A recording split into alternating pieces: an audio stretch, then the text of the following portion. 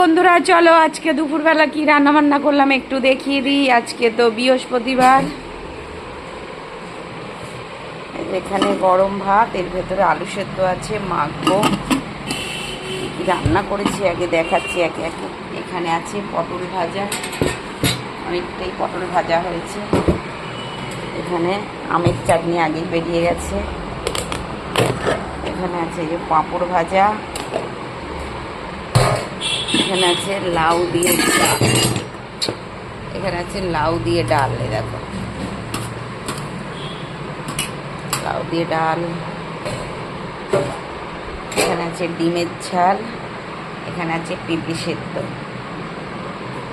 ব্যাস, এই ছিল আমার মেনু। তো বন্ধুরা, কারা কারা খাবে চলে আসো।